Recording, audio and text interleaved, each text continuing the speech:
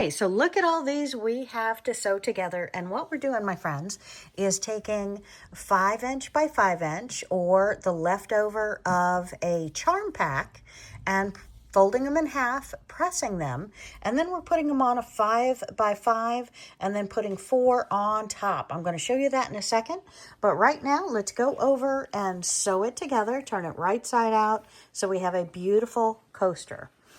Let's go sew. To make these, I like to use long, very, very skinny pins, glass heads preferably. And then, or if I don't have the pins, I use the clips to help secure them.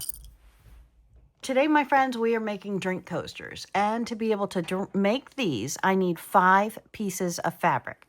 So here I have 5 different pieces of fabric.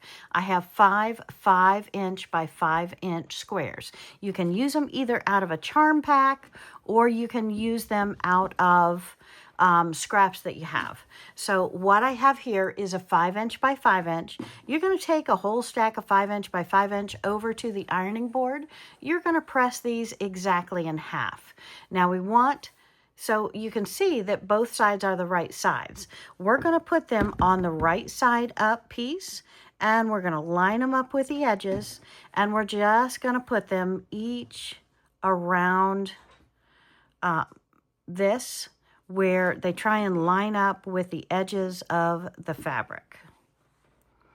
Always make sure that the crease side is towards the inside and the open side is towards the outside because we're going to stitch that.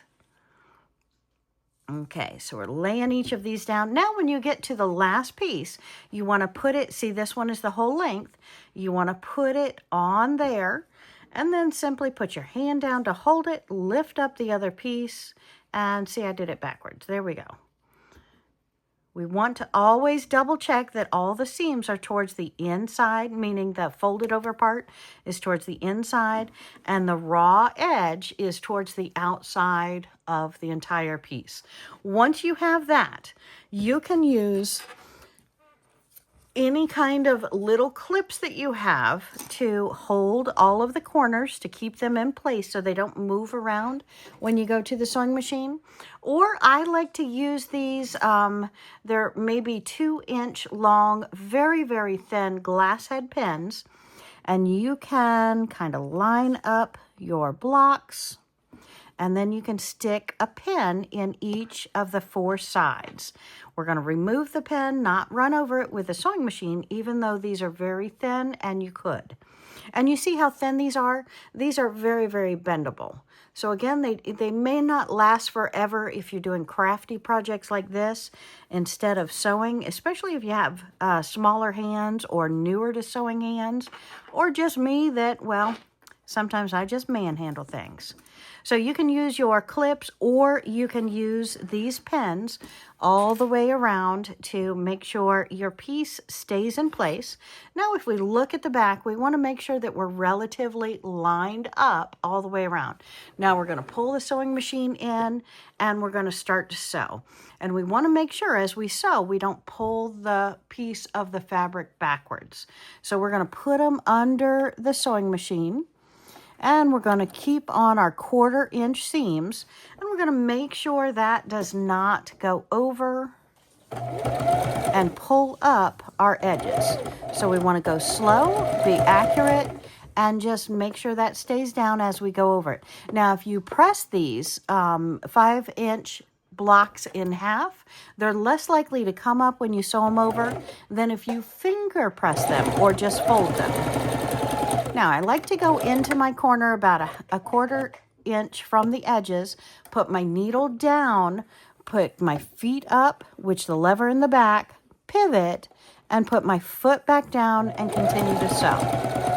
Now, this is a great beginner project because it's very beginner friendly, meaning that if you mess up and you're a 1/4" off, the final user is never going to know. So you are actually good to have help with these, kids or grandkids, and make these. You'll want to stay that 1/4", but again, like I said, doesn't really matter. What matters most is that you're catching all 5 layers or all 1, 2, 3, 4, 5 layers of your fabric as you go around. Now, how do we quality control? When we get all the way around, I'm going to show you.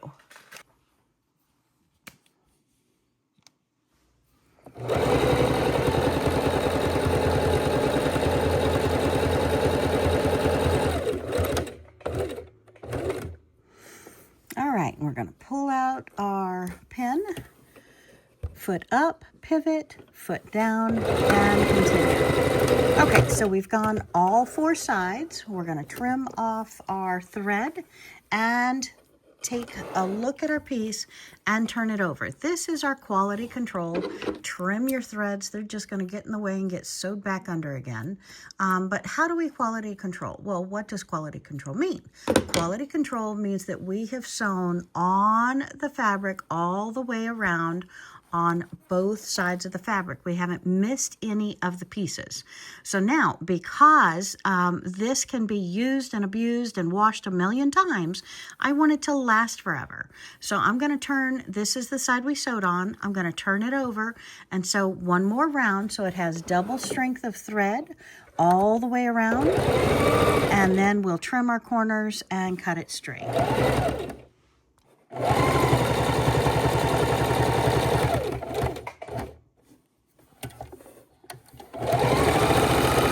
So we're sewing right back on top of that line we've already done. If you get off that line, again, it's very forgiving, so no biggie.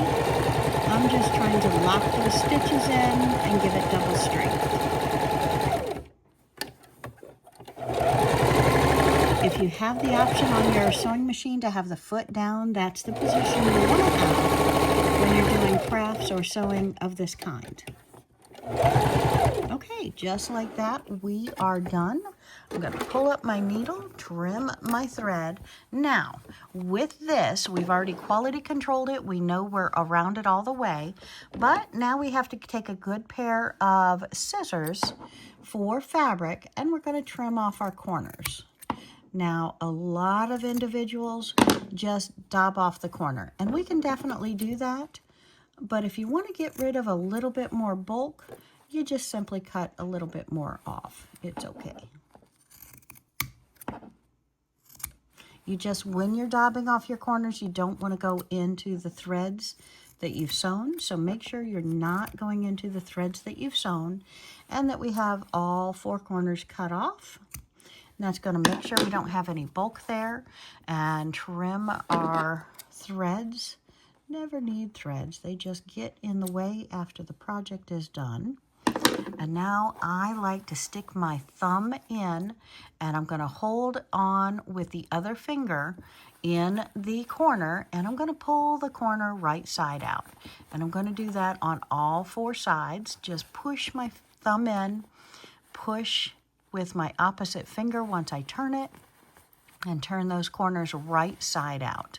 Now, there's several ways we can get our corners out, but the biggest thing is you want to cut real close to those corners without cutting those threads, so that you have no excess bulk stopping you to turn your coaster right side out. Now, I will tell you that these make for my young ladies, or adult ladies of all ages. These make great sanitary napkin holders. So you've got your sanitary napkin. They come in that little plastic pouch, but everybody knows what that plastic pouch is. So in your backpack, in your purse, if you put this with the sanitary napkin inside of it, you can easily pull it out for when you need it.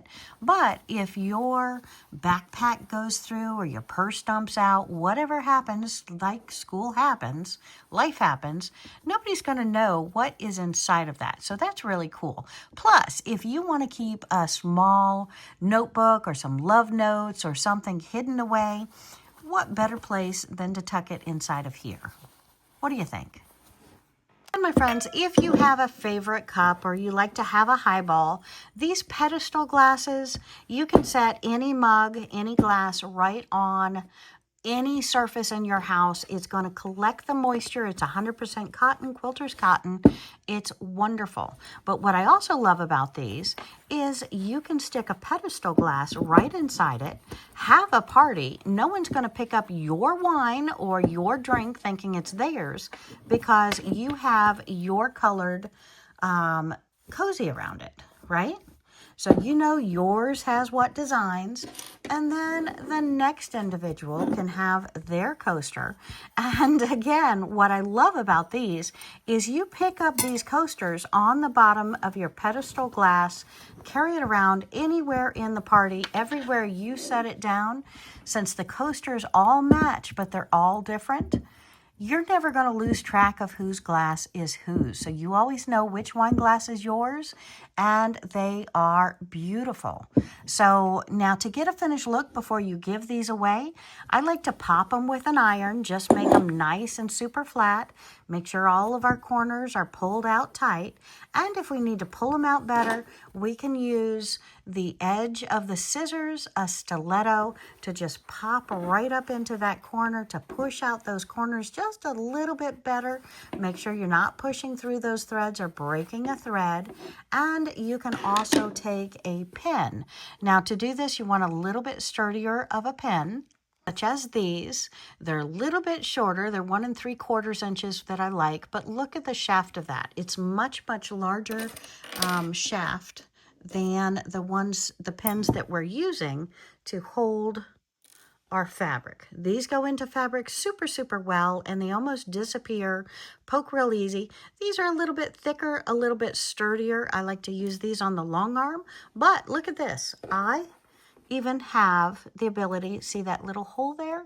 We can stick our needle right into that and we can pull it out. We're going to stick it right into the threads, gently pull it out. So you can pop out your corners a little bit better if you need to using a pen. Great way to do it. Great party gifts.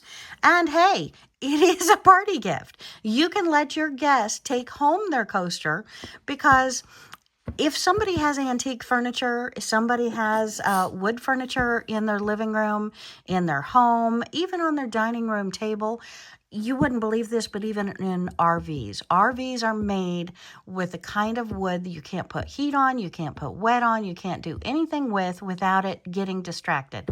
So this is a great way to have your coffee mug in the morning or your glasses at any time. And the great little secret pouches for your purse. I hope you've enjoyed this tutorial, my friends. Thank you so much. See you real soon.